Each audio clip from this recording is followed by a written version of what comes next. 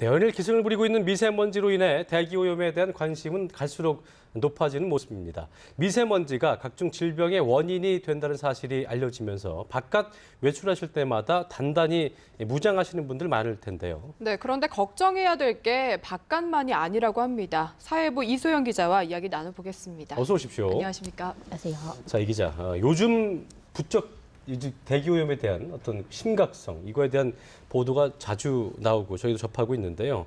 아직까지는 심각성을 접하지 못한 분들이 많은 것 같습니다. 먼저 어느 정도 심각한지부터 설명을 좀 해주시죠. 네, 아무래도 이제 아침에 집을 나설 때마다 미세먼지 농도를 체크하고 또 마스크를 챙기는 게 아마 일상이 된 모습인데요. 네. 이제 불편하다를 넘어서 이제 이게 심각한 환경 문제이자 네. 사회적 문제가 되는 모습입니다. 그렇습니다. 네, 최근에는 그 유엔 환경총회 고위급 회담이 열렸는데요. 거기서 관련 보고서가 발표가 됐는데요. 단순히 이제 질이 나쁜 대기에 노출됐다는 이유만으로 전 세계에서 연간 700만 명이 사망하는 것으로 드러나 충격을 줬습니다. 그렇군요. 예, 우리나라만 해도 이제 2010년을 기준으로 보면 네. 수도권에 사는 30세 이상 성인 중에 대기오염에 의한 사망자 수는 같은 연령대의 총 사망자의 15%를 넘어섰고요. 미세먼지로 인해서 호흡기 질환이나 심혈관 질환, 폐암, 심지어 천식 등 이제 각종 질병을 앓게 돼서 치료를 받는 사람도 상당한 규모인 것으로 나타났습니다. 그렇군요. 네.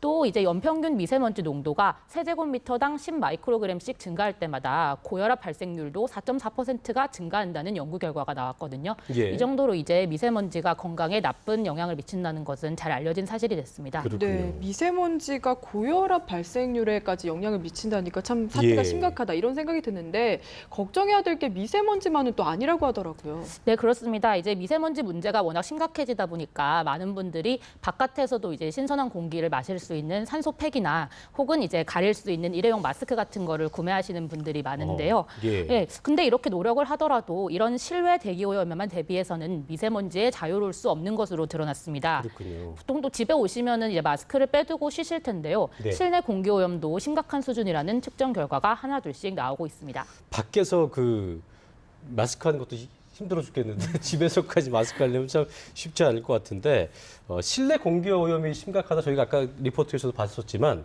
이게 어떤 경우인 겁니까? 그러니까 외부에서 문 열어놨을 때 들어오는 그 경우를 얘기하는 건지 아니면 또 다른 사례가 있는 건지.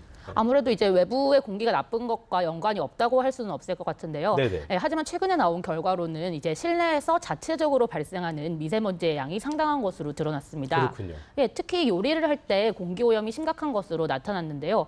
이제 조금 전에 대기 오염으로 인한 사망자가 연간 700만 명이라고 말씀을 드렸는데요. 네. 이 중에 절반이 넘는 수치, 무려 430만 명이 실내에서 단순히 요리를 할 때 발생하는 오염 물질로 인해서 목숨을 잃는 것으로 드러났습니다.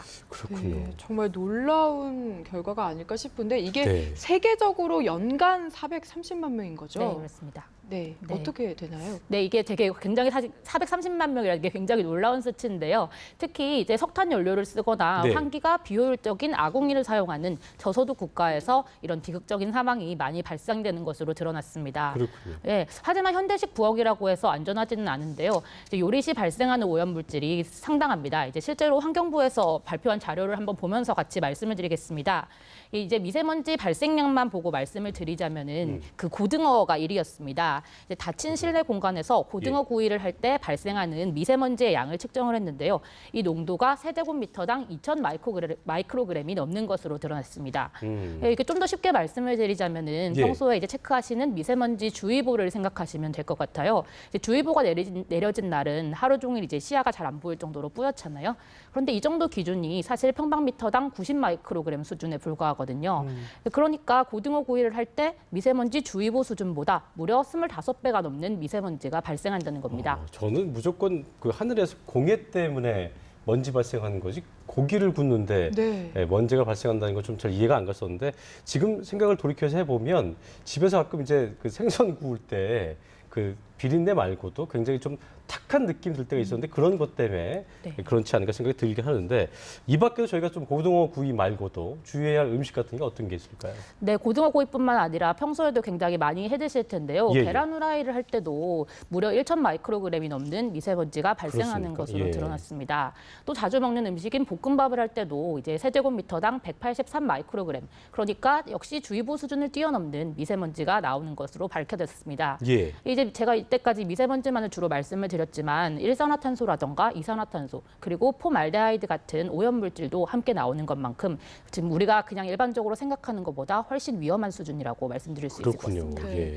지금 얘기 듣고 깜짝 놀란 분들 많으실 것 같은데 예. 그렇다고 저희가 안 먹을 수도 없지 않습니까? 그럼요. 요리도 해야 되는데 어떤 걸 조심하면 이런 걸 조금 막을 수 있을까요? 아무래도 집에서 요리를 아예 안 할 수는 없으니까 환기를 하는 게 굉장히 중요합니다. 그렇겠군요. 네, 실제로 이 해당 실험을 했을 때 15분 정도 환기를 했더니 미세먼지 농도가 90%가량 감소하는 것으로 드러났는데요. 네. 그 가스레인지에 있는 후드 환기 장치를 가동해 주시면 좋고요. 그 동시에 창문을 열어서 자연 환기를 함께 해주시면 더욱 예. 좋습니다. 하지만 이제 만약에 바깥의 미세먼지 농도가 높은 날이다. 이럴 경우에는 창문을 여는 것이 사실 해결책이 될 수는 없는데요. 미세먼지가 심한 날에는 아무래도 이제 구이나 튀김 같이 미세먼지가 많이 발생하는 요리는 피하시고 냄비를 이용할 때는 뚜껑을 사용하시는 게 좋을 것 같습니다.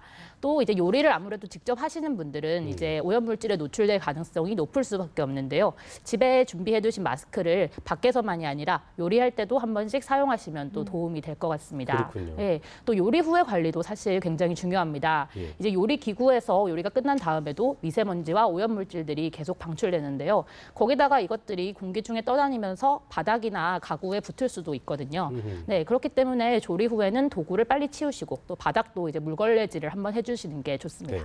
구이나 튀김이 먹고 싶어도 밖에 날씨가 이제 좀 미세먼지 높다 이런 때는 구이나 튀김 음식을 좀 피하셔야 된다는 거 네. 기억을 하시면 될 것 같고요. 자, 대기 오염 문제 같은 경우에는 그 개인이 힘쓴다기보다는 이게 어떻게 보면 국제적인 문제잖아요. 그렇기 때문에 얼마 전에 정부에서도 뭐 디젤 차량의 그 유가를 올린다 뭐 이런 얘기 나왔었는데 개인의 노력만으로는 어려운 것 같습니다. 정부에서는 어떤 대책을 내놓고 있습니까?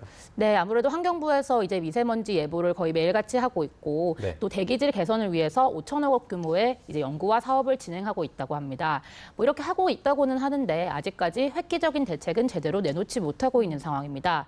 일례로 아까 말씀하셨던 그 미세먼지 발생이 굉장히 많은 경유의 가격을 조정하자 이런 방안이라던가 혹은 화력 발전의 비중을 낮추자 이런 방안이 지금 계속해서 필요성이 제기가 되고 있었는데요.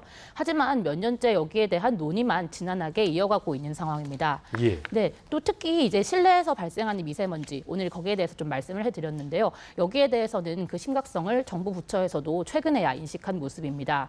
이제 고깃집에서 발생하는 미세먼지가 전체 미세먼지 발생량의 15%에 이른다는 이제 추정이 네. 계속 나오고 있는데요. 예, 예. 여기에 관해서 문의를 해봤더니 아직까지 정확한 관련 통계조차 없는 상황이었고 올해 4월이 돼서야 관련 연구 용역을 발전해서 이제 발주를 해서 실태 파악에 나선 모습이었습니다. 이제 환경 부담금을 높이거나 미세먼지 배출량을 엄격하게 규정을 하자 이런 방법들이 계속해서 나오는데 아무래도 이제 여러 가지 이해관계가 걸려 있다 보니까 그렇죠. 몇 년째 논의만 하고 있는 모습입니다. 네. 또 이제껏 환경 문제 같은 경우는 투자한 비용에 비해서 바로 눈에 보이는 개선 효과가 사실 크지가 않습니다.